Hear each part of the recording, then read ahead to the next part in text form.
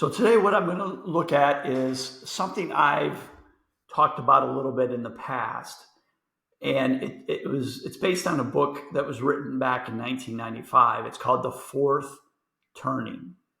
And essentially what the authors contend in their book is that humans operate on about 80-year cycle. And every 20 years or so, you have a turning. And this turning, every turning is a little bit different, but you see these patterns happen over and over and over again. And I was going to title this presentation, Why is the World So Effed Up Right Now? Because I think if anybody looks out there, just like, this is just, what's happening right now is this craziness that we have not seen in our lifetimes. But what it probably really shows is that we're just going through a cycle. And this is actually kind of normal. So we're going to dig into that a little bit today. I'm going to show you a video, and then I'm going to talk about the presentations, and then I'm going to finish off with just some real quick market updates, sort of what's happening in the markets right now. Okay, so I'm going to share a video with you by one of the authors, Neil Howe, and he'll kind of give you an overview here of what's really happening in the world today. All about the year 2030. So we're not quite halfway through yet. Well, this is all part of a pattern, and it's a pattern that's gone back centuries in Anglo-American history. I think it frankly characterizes the history of many countries around the world today. Like nature's four seasons, the cycles of history follow a natural rhythm or pattern.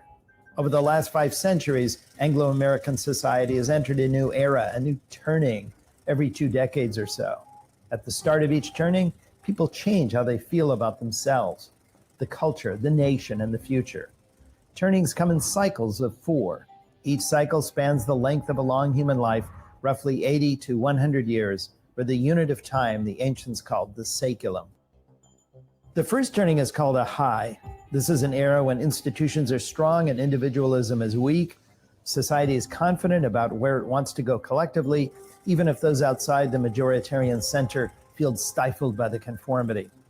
America's most recent first turning was the post-World War II American high, beginning in 1946 and ending with the assassination of John Kennedy in 1963. The second turning is an awakening. This is an era when institutions are attacked in the name of personal and spiritual autonomy.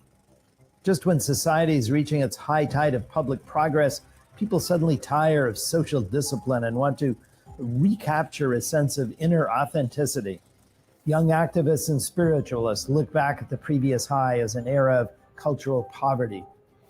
America's most recent awakening was the consciousness revolution, which spanned from the campus and inner city revolts in the mid-1960s to the tax revolts of the early 1980s. The third turning is an unraveling. The mood of this era is in many ways the opposite of a high. Institutions are weak and distrusted, while individualism is strong and flourishing.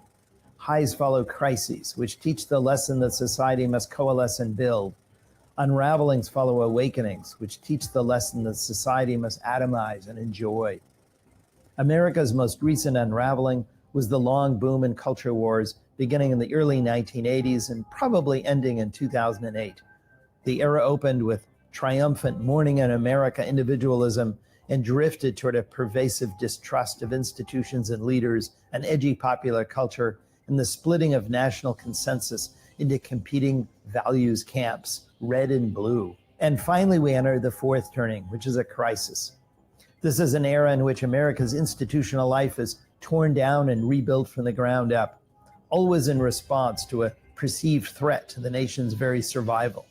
Civic authority revives, cultural expression finds a community purpose, and people begin to locate themselves as members of a larger group.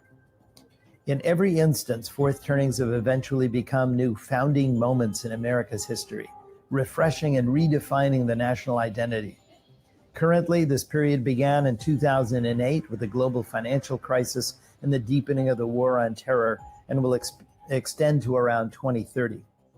So what does all this say about our future? Well, in our paradigm, America has entered the fourth turning. What can we say about fourth turnings? Each turning lasts around 22 years. So this turning is going to last until about the year 2030. So we're not quite halfway through yet. Now, this is the winter of history. It's a time of creative destruction of public institutions. We're going to radically change ultimately when we get out the other end of this thing, our politics, our economics, our sense of what we need in terms of public infrastructure in our lives. And very much of that is going to be shaped by the values and aspirations of the rising millennial generation. What do we know of the morphology of these turnings? Well, it starts with the catalyst. And of course, the catalyst was, like 1929, it was 2008, a sudden shock to our system. Say, okay, we're in a new place now. We're not in Kansas anymore. We have a whole new sense of where we need to go as a nation. We suddenly shocked out of our third turning individualism, celebrity circuses, and whatever we thought about back then. Things are going to be different now. Families are suddenly aware that they're not going to do as well as their parents. That we're suddenly see that our role in the world maybe is not what we expected. That's the first thing. And that's already happened. The other three phases of the fourth turning haven't happened yet. One, which will soon happen, is what we call the regeneracy. This is when distrust reaches its low point and we suddenly begin to coalesce around something, some leader, some movement we began to feel positive about as a fulcrum, as some point at which we can begin to find increasing trust in someone who can piece together institutions that can make sense again. Additional shocks to our system, either in terms of economic, financial, or geopolitical shocks, are on the table. This is what happens in a fourth turning, because at this moment of great vulnerability, we're going to hit further points at which we realize we are unprepared for the future. A lot of the assumptions we're making actually aren't going to pan out. We need to retool our institutions in a much more fundamental way than we've seen thus far. That's exactly what happened in the 1930s, where we kind of ratcheted down our expectations and retooled things in a bigger and bigger way than FDR ever thought going in 1932 that he would ever have to do. That's where we're going to go. And that's going to lead to what we call the crisis. That's the third point in a fourth turning, when suddenly things get worse and worse, but we're beginning to match it with greater and greater civic effort. We're rebuilding our civic life to match this greater and greater sense of crisis. Then we reach the crisis and pass it, and then that leaves the final act in a fourth turning, and that's what we call the resolution. That's when the treaties are signed, the negotiations are made, all of the civic cement, which was wet during the fourth turning, suddenly dries. And then we suddenly have a post-crisis order, which hopefully would endure a beneficial and working post-crisis order that we hopefully will endure for the next 2 or 3 turnings after that. The final point I want to make is this, is that people talk about fourth turnings, and I've been quoted in the media this way, that they're just bad, they're apocalyptic, they're horrible for all of us. I just want to make the point that fourth turnings are actually necessary, just like winter is necessary. Winter kills everything off so that new things can grow. And just as forests need fires, rivers need floods, so does society need events which clean out the debris, which clean out everything that's sclerotic and ossified that no longer functions, something which tilts the whole playing field of power and wealth from the old back to the young. This is what fourth turnings do. They renew us. Fourth turnings are the price we must pay for a new golden age. History has shown this time after time, and we're about to see it again in what I expect to be a really interesting and fascinating period in our history with which we can truly be all engaged.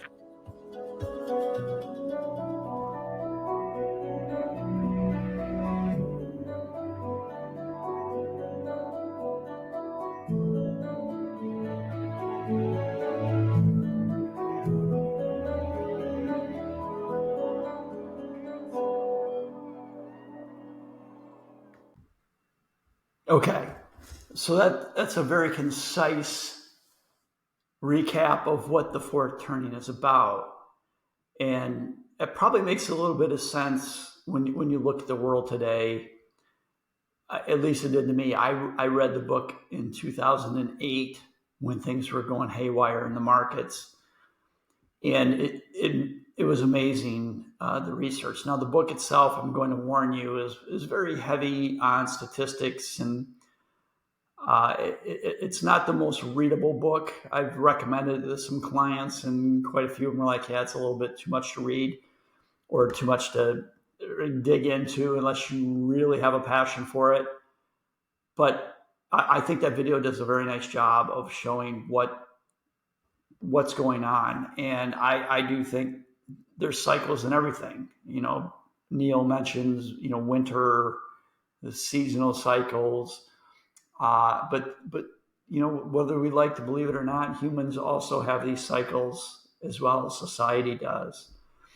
And I think that's kind of where we're at. And the bad news is there's still a few years left, according to, if history holds, we should still see about 6 to 7 more years of this ridiculousness. But on the flip side, on the outside, things should get a lot better. Now, the only bad thing, when you look at most of the fourth turnings, they're usually finished with a war. So that's not good. And that's what scares me when I look and see what's happened with this whole Ukraine, Russia, using it as a proxy war for us. That proxy wars almost always end up into hot wars. But anyway, let me talk a little bit more about it. Try to get a little deeper than what the video did, but the video does do a phenomenal job of encapsulating exactly what's going on there. But again, the book was written by 2 gentlemen, William Strauss and Neil Howe. So Mr. Strauss has passed away a few years ago, but Neil's still very active and out there and talking about the fourth turning. So again, it's a pretty meaty book if you're going to read it. But it is a really, I think, a fascinating book.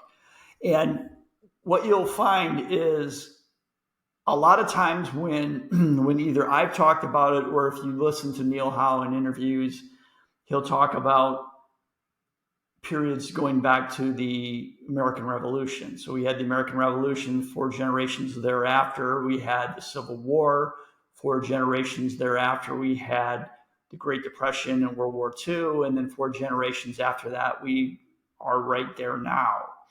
But the actual book goes back even further, all the way to just before the Reformation, honestly. So it goes all the way back to before the Renaissance, the Dark Ages, looking at the War of the Roses as kind of the fourth turning period, which the War of the Roses lasted about 20 years.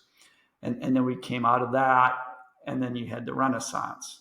So everything like this, it goes on over time.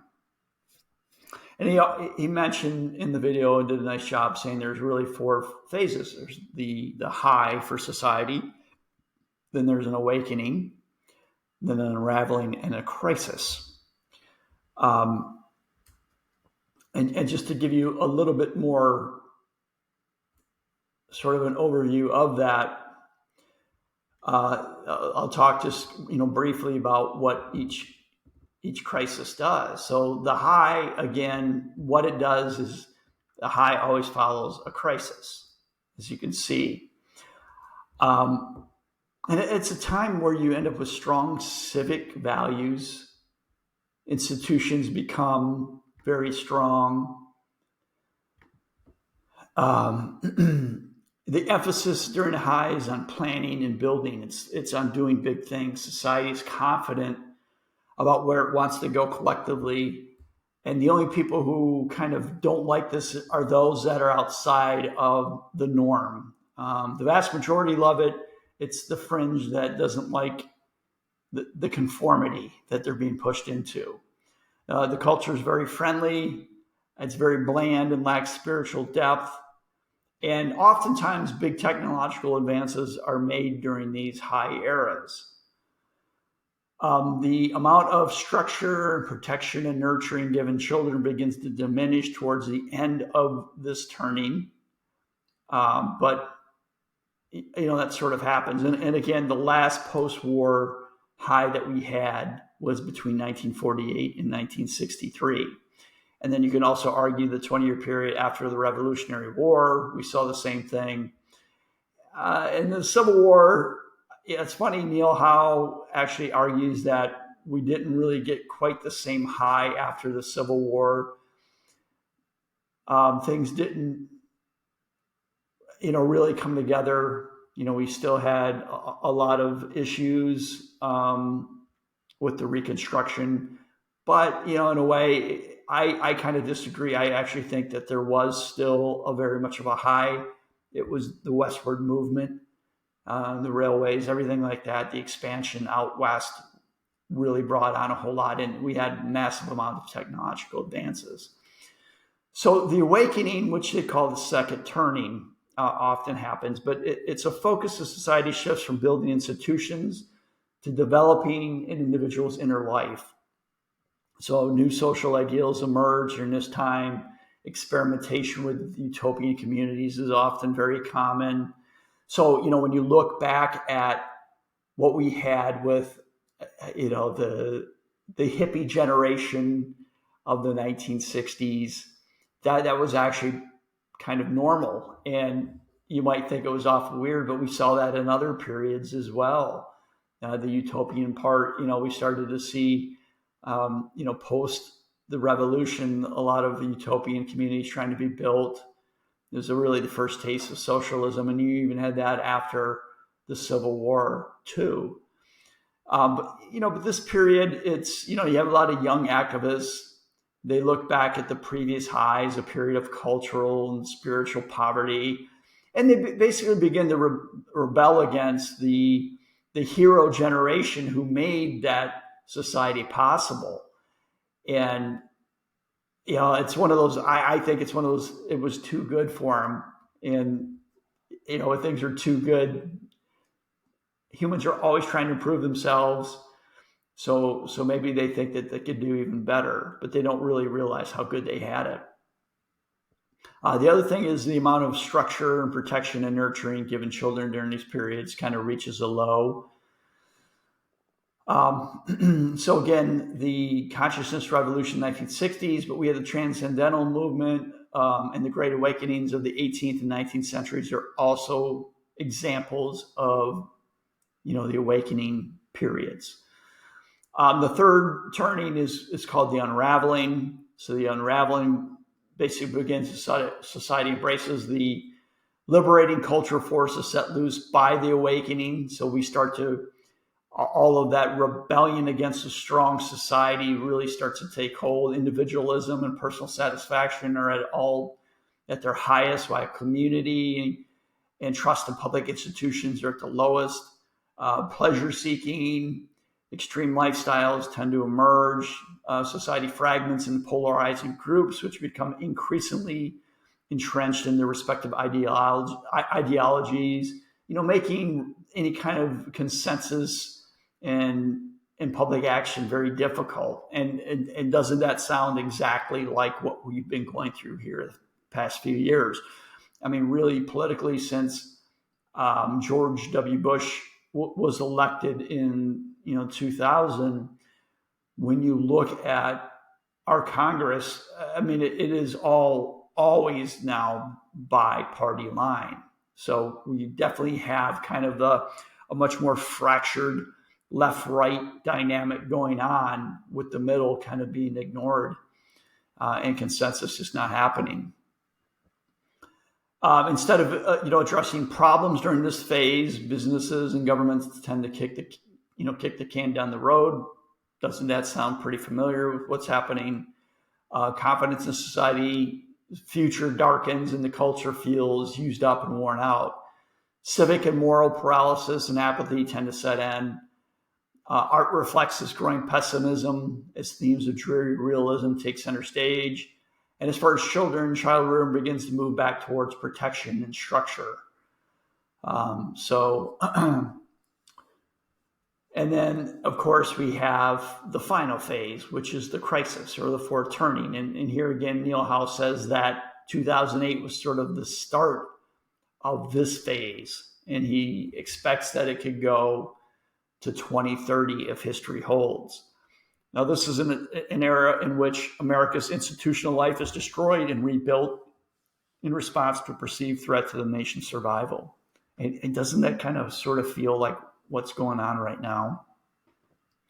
The threat can take numerous forms: economic distress caused by defaulting in national debt, hyperinflation, widespread unemployment. So it could get started with economic issues, but it could also be social distress caused by class or race warfare, ecological distress caused by natural man-made disasters, energy, water shortages, epidemics, pandemics, civil revolts, civil wars, or even traditional hot wars happen there. So you usually have a few of these things going on. And when you think about today, doesn't that sound a little bit like what we're seeing?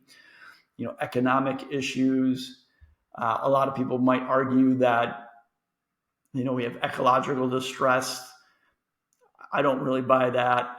Energy or water shortages starting to show up a little bit. Epidemics and pandemics, well, we had one. And civil revolts, we're starting to see society break down a little bit on that end too. And I think, like I said, it usually ends up with some sort of hot war at the end. So that's kind of where we're at. But if you look at the last time we had a crisis situation, it was the Great Depression and the ending of World War II. So that gives you a little bit of idea of the phases. And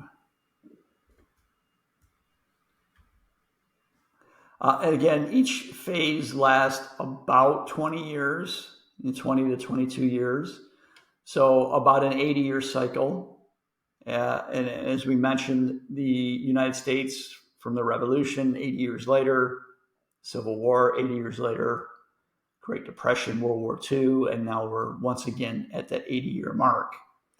Now, there's different generations in each of these turnings, and they all have different properties. Hang on here. It looks like something. There we go. So everything has, different properties based on each generation, and they all kind of have patterns. And if you, here again, as we go through this, you're going to probably recognize everything. And the way that Neil Howe broke things down was an artist generation, prophet, nomad, and then the hero. So just taking a real quick, brief description of all of those. So the artists, which the last time that we had kind of the generation for artists were what we call a silent generation, born in 1925 and through 1942, kind of too young to go through World War II. They're not that hero generation. They're just after that generation, so kind of right after the hero generation. And basically what you see there is that, they've grown up in kind of an overprotected situation by their parents. The children of this generation are expected to stay out of the way, be well behaved. And for the most part, the artist children complied with that. They're taught from a very young age to please adults. Artists enter adulthood as one of the most conformist, but also one of the most well-off generations as well, because we're coming through, we've got, we're coming through the crisis, and they're getting to be at that high. So they're doing that when they become young adults. So, as young adults, these artists often take a supportive role to the midlife heroes.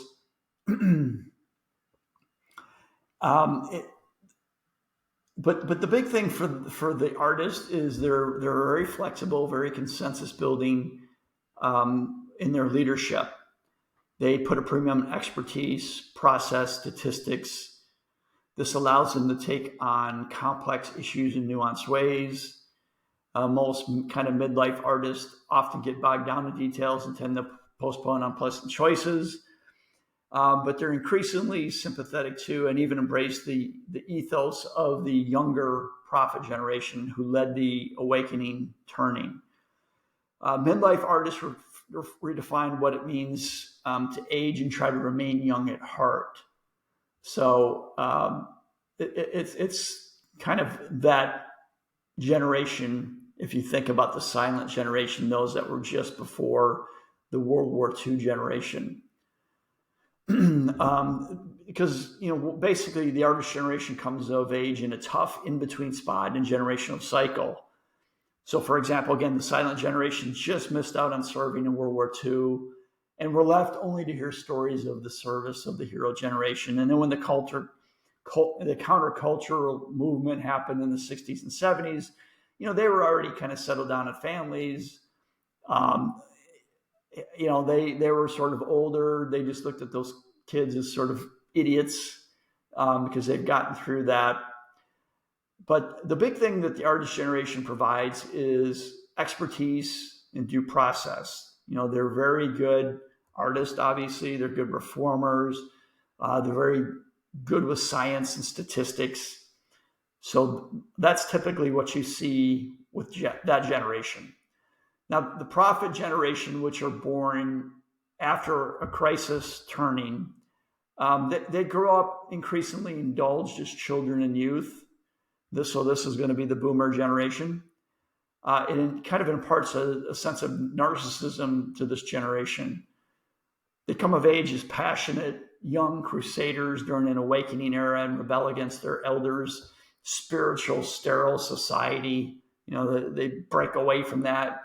They believe self-discovery and authenticity are to be valued. And they're very passionate about the morals and principles and ideas they hold dear. And that's when they're younger. But then as they enter midlife, what you start to see is they pull away from public life in order to focus on themselves. And that makes a lot of sense. You had the counterculture revolution, the hippie revolution, whatever you want to call it. Well, those people, even though they were big on ideals and everything like that, what did they end up becoming? They became the yuppies. So they became very focused on their careers and money, but everything was about them. So I know a lot of my clients are boomers, and they're probably going to feel I'm insulting them, but it's, can you argue that this isn't your generation? The one thing that this generation really focuses on, is they put a lot of focus on action over ideals. They're very action oriented. That's basically kind of what they're looking at for that generation.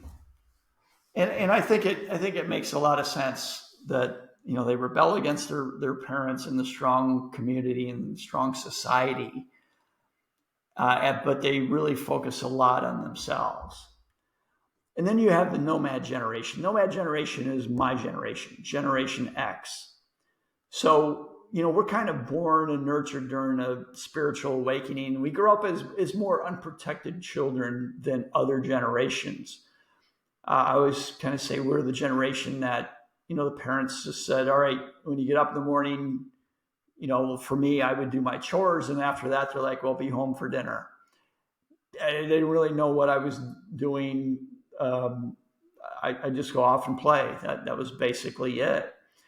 And, I see all these parents today very protective, and they go watch all the baseball games and, soccer tournaments and all this kind of stuff that their kids are in. My folks sort of just drop me off at the field, and I tell them, oh yeah, we'll be done in 3 or 4 hours. And that's when they'd show up. I mean, it was a very different upbringing, but it was mostly because they felt very safe with us, that we could just explore and be kids, and there wasn't that much of a threat. As children, nomads typically develop their own norms, and we have to grow up a little bit quicker. we end up becoming the latchkey kids. So, we have to deal with more adult issues oftentimes at a younger age. So we grow up faster, and sometimes that leads us to engage in more risky behavior. Nomads come of age during an unraveling, which for me, the 90s and into the 2000s. And we're often seen as alienated or often cynical adults. And I think that probably matches my generation, certainly me. I'm very cynical of a lot of the institutions when I look at them. But we're very independent people, and very tough, independent generation. Okay, so then we finish off with kind of the last group, of course, is the hero generation. And a lot of times when I'll talk about this, most people just cannot see that the millennials are going to be our hero generation. They're nothing like what we had with the World War II generation. Most people just don't see those two being anywhere close to the same. But it is, and it doesn't necessarily mean the fact that we're sort of unimpressed with millennials at this point. It doesn't mean that they're not going to turn into these heroes that we expect. In fact, a lot of people would argue that the World War II generation didn't really show a lot of promise or skill up until they were forced to do so. And then they came back home and built strong communities and strong institutions. So these hero generations are usually the most protected as children. So they have the most protection from their parents. The prophet parents, so the parents of these folks, usually see the hero children as instruments to fulfill their inner visions. And community and teamwork are often instilled in these heroes at a very young age.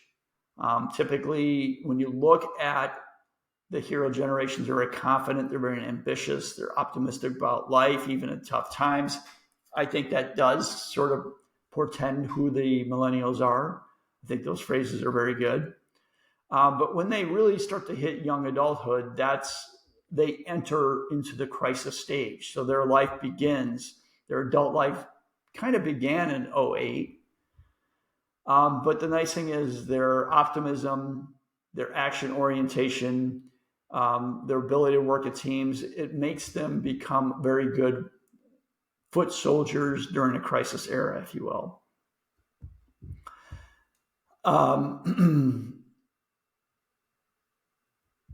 But what they're saying is that while we haven't seen it yet, typically a hero generation, they enter midlife during a societal high. They're filled with confidence and hubris from the early success, from the crisis.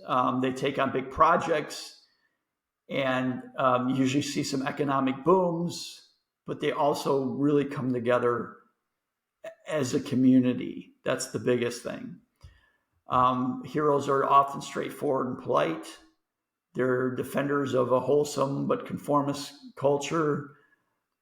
Technological advancement, institution building are the main focuses of heroes in midlife, and they focus to create a well-ordered society. So, as crazy as things seem right now, if Howe's work, if Strauss and Howe's work is legitimate and these cycles happen over time, this is going to be the generation that kind of gets us through this nuttiness that we're experiencing today, and we come out at the end a much tighter organization. And one thing I do want to say about this fourth turning is Howe has said that it either breaks towards more government or to less government. So that sort of alarms me a little bit, because I just, being me, I just don't think we need any more government. Quite honestly, I think we've got too much. But hopefully what happens is they'll look at the institutions, get rid of the ones that aren't effective, and focus on building ones that would be effective. So that is the only optimism I have with it. So again, just to give you a bigger, broader view for each of the generations, where they're at in each of these turnings. So again, during the high, what you have is the heroes are at midlife. So the World War II generation was at midlife during the last high. They were the ones that were building that society that we saw from 1946 to 63. That was them. They were the ones driving it. The Nomad Generation were kind of elders at that point, sort of along for the ride. The artist generation, so the baby boomers were young adults at that point. They were enjoying the economic prosperity and civic community strong, but they started to revolt against that. And then the prophets were children at the time. So the next generation, or the next turning, the awakening, that's where we start to see, all right, that was where, like, Gen X's kids, that's us, the prophets at that point were young adults. The artists were in their midlife. Elders were now the heroes. And then during the unraveling, that's where Gen X was adults. The heroes were children. So you can kind of just see how this thing plays over and over and over again. So as we enter the crisis situation, the prophets, the which are the boomers, they're sort of entering their elder ages. Gen X is hitting their midlife. The heroes are the young adults. And then the artists are the children right now. So that's, I guess, Gen Z. Artists is Gen Z. That's what they'll eventually come out looking like. And then as far as order, this gives you just sort of a quick view. Maximum disorder all the way to, maximum order. You can kind of see you're in a crisis. We end up with massive amount of disorder, but then we get to the high. Order starts to increase. During the awakening, you hit maximum, and then the unraveling starts to bring it back down again. And as far as community, it's kind of the same thing. You see during a crisis, community starts to pull together, strengthen. During the high, it hits its maximum, and then starts to decrease thereafter. And this is just another graph that kind of shows you the difference between the two for community and order, just lapping them over each of the four phases, the four turnings. So you can kind of just get a feel for it on that. This was an interesting graph that I found, looking kind of at both for each generation, sort of where they're at as far as order and community, as well as the protectiveness of the children. So when you look at the artists, so that's right now in our world, that's going to be Gen Z. But they're overprotected children, and they've got a little bit of order and community. Their well-being is pretty solid, but then you get into the prophets. They start to see things as far as their protection of children starts to loosen up a little bit. They're a little bit more free to do what they want, but they're definitely starting to see order and community go up. And then you get to the nomads, which again is the Gen X. We're probably the most underprotected group of children. The latchkey kids, the ones, hey, take off during the day, come back home for dinner. That's where we're at.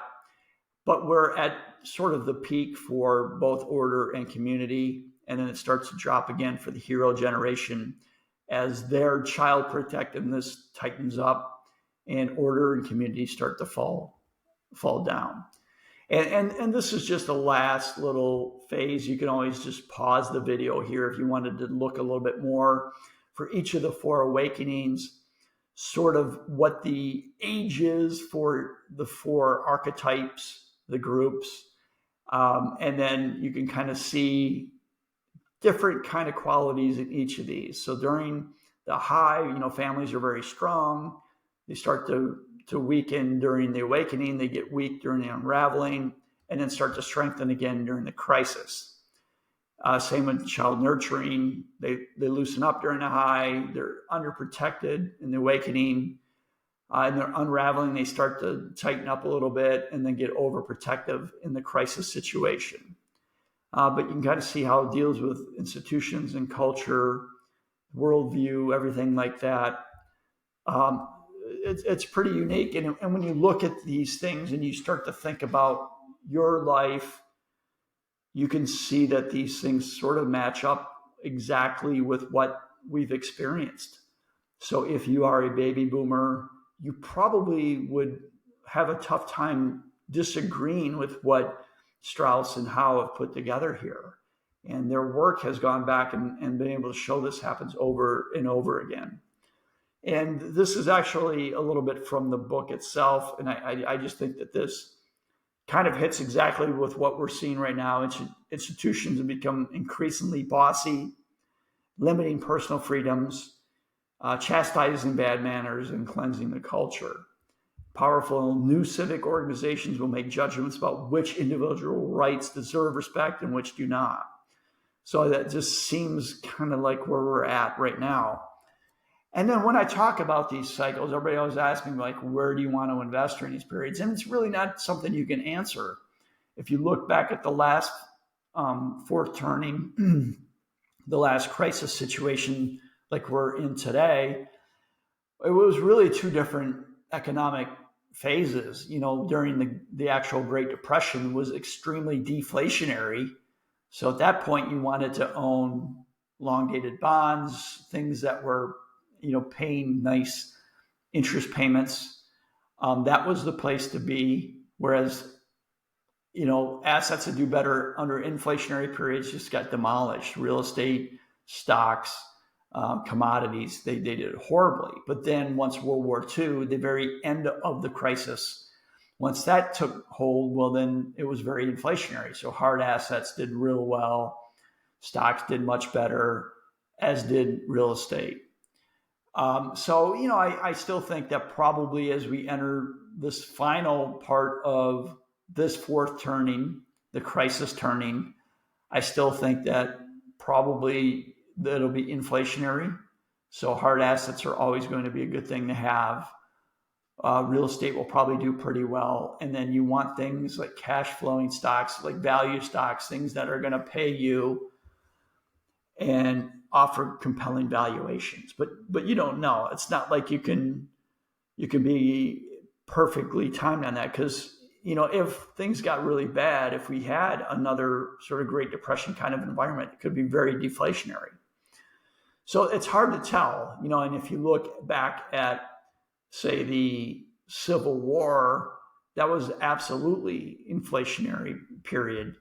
So in those periods, you wanted to have hard assets, real estate, farmland, that kind of stuff. That's what did well for the crisis period. Okay, so enough on that. I've talked about it quite a few times. So I just wanted to, maybe go a little bit deeper than what I've done in the past. Just to talk about it. I find it fascinating, and I do think that if you understand these four turnings, it makes it a little bit easier to navigate what's going on in our lives today. And I think also it could make you at least optimistic long-term to know that things will get better. So this isn't all going to go to hell in a handbasket, although the next 7 years could feel like that. But there is a way to get through that and come out of it looking even better. So, and as far as markets, it's going to have a massive amount of influence over your investments going forward. So, because the phase it's not like it was after World War II in the 60s, where it's all sunshine and things were great. Or even during unraveling, things were pretty good economically. So anyway, so far this year, I just want to take a little quick rebrief. So far this year in the U.S. stock market, it is up right now, but it's being driven by only a handful of large mega cap stocks, tech stocks specifically. So it's the Apples, the Facebooks, the things that I've talked about in the past that it's not healthy to have a handful of stocks leading the market. So, I've talked a lot about, I think value's going to be coming into play in 2022. It certainly did. But, right now value is struggling. It's kind of right at that 200-day moving average. Remember, when you look at this chart, when you see orange, that means it's purchase. When you see blue, it means things are looking pretty ugly. You want to sell. It means moving averages, the momentum's heading south. And then that green line, you see the long green line, that's the 200-day moving average. So value stocks are kind of, outside of that handful of stocks that are doing well, the rest of the market's sort of struggling. So value's been struggling a little bit. But growth, again, this is the QQQ, the NASDAQ. It's doing pretty well this year. You can see it's got the orange, so it's got momentum, and it's well above that green line, the 200-day moving average. Mostly because there's just a handful of stocks that are leading the charge here. That's the thing. So you take out Apple, you take out Google, you take out Microsoft, you take out Facebook, the market is flat on the year.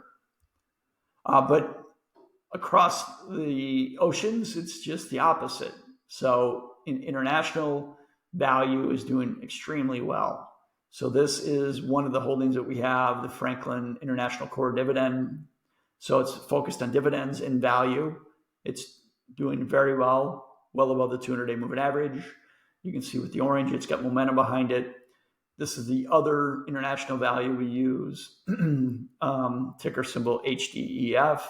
This is the X-Tracker's EFA high dividend yield, so it's a value play, but it's doing well. Lots of momentum behind it. The other big story this year is that gold and silver are really crushing it. So you can see here, very, very optimistic outlook at this point. If you look at the charts of gold, looks really good. So we've got gold and gold miners and silver. This is silver here. So silver is also silver's more volatile, but it's definitely got momentum well above the 200-day moving average. And the short-term moving averages are all showing momentum, which is interesting though, because if you look at commodities overall, yes, gold and silver are doing well, but the rest of the commodity infrastructure is really struggling. It's got bad momentum, which is the blue, and it's all well below the 200-day moving average. So everything outside of gold and silver, if you're talking oil, natural gas, grains, livestock, everything like that is struggling. So it's kind of a deflationary play. Could mean that recession is coming. We've been talking about this. Long dated bonds. So this is the iShares 20-year Treasury. It's now starting to show some life. It's getting right at that 200-day moving average. You can see that green line. It's kind of showing some orange there. So it's starting to show momentum. I would expect that this would do well if we do have a recession. Long dated treasuries are always a great place to be. Wasn't the case last year, but typically it is. And right now we're very, very loaded up on T-bills and short-term treasuries. So if we start to see more momentum with this, meaning probably recession, I'm going to take some of the assets and move them from very, very short-term treasuries to longer dated. Okay, so that's all I've got today. This is our disclaimer that we always show. The lawyers say hello. So you can take a look at this, but we try to do the best we can, but don't take this as a financial advice. So we always have to kind of end with that. Okay, so that is the presentation for this week. Really wanted to focus on the fourth turning and then give you a really short-term market update. Again, if you have questions, please let me know. Be very happy to chat with you on any of those. A lot of these presentations are driven by the questions I get from you. So I do appreciate those.